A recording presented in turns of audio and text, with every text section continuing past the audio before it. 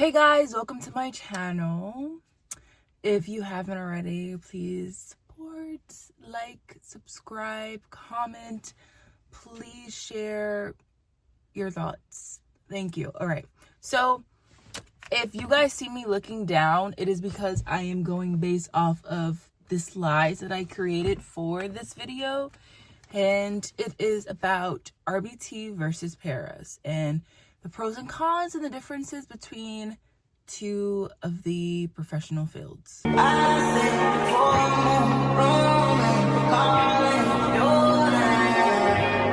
Let's get to it, guys.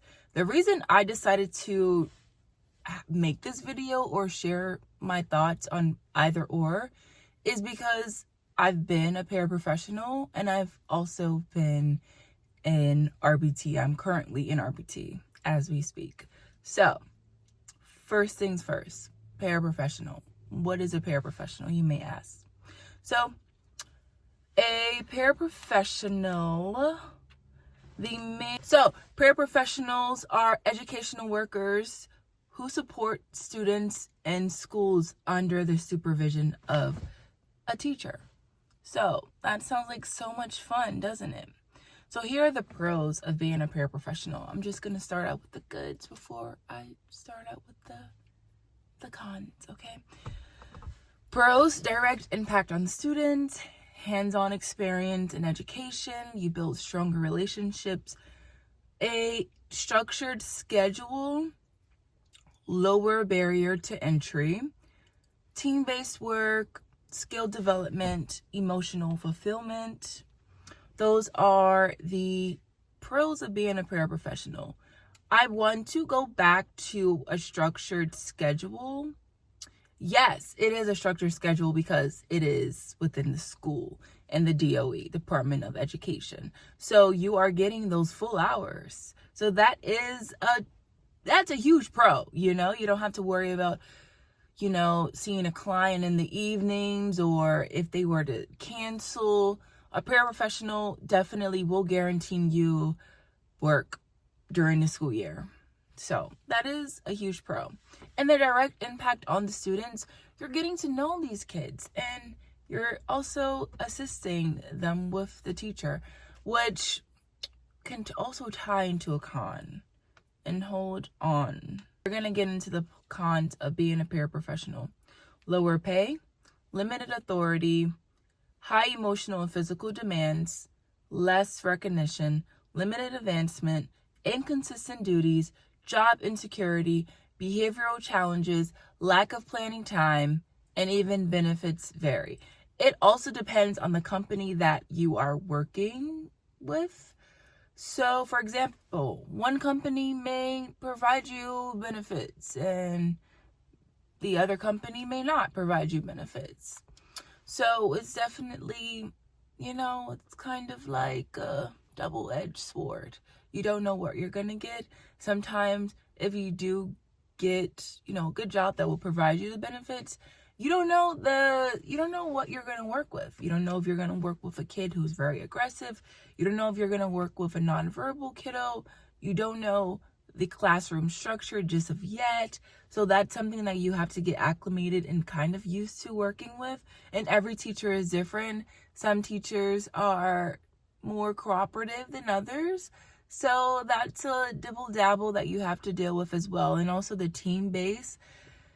It's something that you kind of have to get used to, because not everyone works how you work. So, yeah. I also wanted to discuss the lack of planning time, which can go into the inconsistent duties. For example, the last paraprofessional job that I had, basically, if the kid that I was assigned with was absent, hypothetically speaking, then I would have to be moved to another classroom that I've never worked in before to help assist, just to help assist, basically. So that is the inconsistency that I'm talking about. And with me, I'm a very routine person. I have to know what's going to happen before it happens. That's just my way of having that sense of control, especially when working, because you also don't know who you're going to work with. Even though it's for a few hours, you just don't know. A lot can happen in an hour. So, let alone 6 hours within a day. So, those are the cons of being a paraprofessional. And, yeah, I mean, I would say the lower pay, it also depends on the company that hires you, too. Some companies offer their paraprofessionals $25 an hour. Some companies offer their paraprofessionals $20 an hour. And it really varies based off the company that you are getting hired through. So definitely do your research and be on top of that. Know your worth. Definitely, if they ask, like, what is your desired salary, let them know.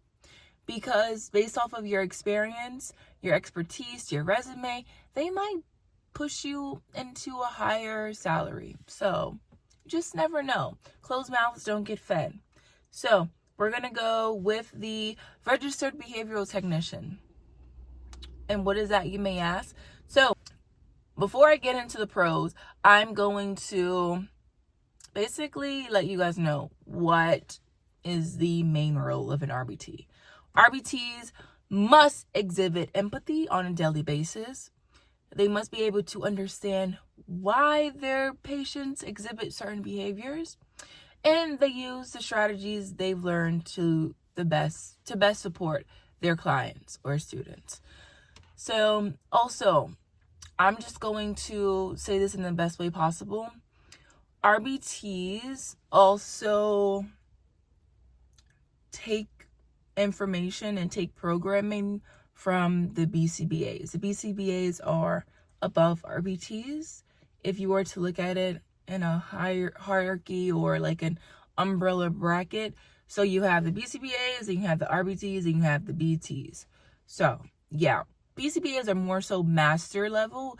They completed their master's program to be able to get certified, and they took that exam to become a BCBA. For RBTs is more so, could be like bachelor's level, or I believe in some states, all you need is a high school diploma to become a BT. An RBT, you have to take the exam and pass it. So, the pros of being an RBT. It's a meaningful impact. Hands-on. 100% hands-on. And it's also one-on-one work. So that's the difference between a paraprofessional and an RBT. RBTs is more so one-on-one. You know, paraprofessionals is more so teamwork. And you're being supervised by a teacher. RBTs, you are being supervised by your BCBA, but they are not with you majority of the time. They come in and supervise you like probably once a month or so. So, yeah, I'm going to continue with the pros. It's a growing job demand. Definitely where I live in South Jersey, autism is really, really prevalent and prominent in these areas, suburban areas. So I'm noticing a lot of ABA centers and a lot of RBT positions open. So there's a clear structure and training. Clear structure and training. It's not inconsistent. You know exactly what you need to do, how you need to do it, and that's it. Basically, like, the ball is in your court, you know? Entry level path into ABA, skill development. So basically, you know, you're not limited to your job duties. You can always climb that ladder, you know? Flexible settings, professional certification. Like I said, in order to become an RBT, you do have to get certified and take that exam. Ongoing supervision, visible progress. So with the ongoing supervision, like I stated before, the BCBA does supervise you from time to time, but not every day. So majority of the time, it's just you and the client. And then the BCBA may come in like once a month or so just to check in and see how things are going. You can also be very communicative with your BCBAs or your supervisors and let them know if there's any concerns or confusion with the programs. So yeah, RBT is definitely a straightforward, very transparent position. And it is a position to where you can definitely build that resume and grow. You know, as you continue on being an RBT, you get to be a level 1 RBT, a level 2 RBT. You get to become a BCBA. It's just so many things you can do as time progresses. Build up that resume, build up that income. So it's definitely beneficial in my eye. So I did share the goods. I'm going to share the bads. The cons of being an RBT. It is physically demanding. It can emotionally burn you out, It can have a lower pay for workload depending on the company that you are working in. It can have inconsistent hours, high turnover field, strict protocols, very strict protocols, data heavy work, safety risks, limited authority, certification maintenance, and family dynamics. So I'm going to start with the family dynamics. As an RBT, you may go into clients' homes, you may go into the schools, you may work in the clinic. I personally will prefer schools and the clinics over homes because you don't know the family dynamic that this kid is in or lives with. You don't know. You don't know what you're going to get. There's going to be some parents who may not agree with ABA or may have some sort of ignorance or lack of knowledge towards ABA and autism as a whole. You have some people out there that kind of believe or perceive autism as something that should be shunned upon. So you have those, it's definitely get the best of both worlds. You know what I mean? It builds your professionalism, it builds your patience. One thing I can say, I have more patience for kids than I do the parents because I just personally feel like as an adult, as a parent, you should be able to teach yourself certain things, and you should also be able to kind of be self-aware of your own actions and how that can take a toll or play a huge part in your kid's progression or regression. So that's another thing. What else? So limited authority. So, excuse me. Like I did say, the BCBA does see you probably like one time a month, and you implement plans but don't design them. The BCBA designs them. So decision making rests with the BCBA. Basically, they're just the ones that oversee the planning and programming, and then you're the person that implemented into the session. You can always be very communicative and transparent and share your own thoughts with the BCBA about what you think may work or what you think. You can also ask questions like, hey, is it okay if I do this in the session that ties into the program? Because once again, you are with the client more than the BCBA is, so you definitely have more of a open field and more of a set idea of what the client likes, what the client dislikes, compared to the BCBA who sees them not as much as you do. So the strict protocols, you must follow the behavior plans exactly that the BCBA implements. So you cannot do your own thing because you're not a BCBA. That is not in your, tax bracket. That is definitely beyond your jurisdiction of what you can do, which is okay, Definitely the inconsistent hours. So like I shared before with the paraprofessionals, you're getting those full-time hours. With RBTs, during the school year, you're getting more inconsistent hours than you might do during the summertime when the kids are out. So whenever the kids are out of school, you get more hours, supposedly. Get more hours. When the kids are in school, you might see them during the evenings. You might see them on a Saturday.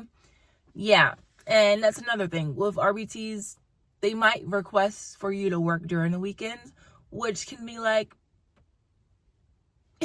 what do you mean weekends? Weekends? Really? So that's another thing. Emotional burnout can also tie into like the physical demands, the high physical demands that you have to do during the sessions, because you also don't know what kid you're going to get.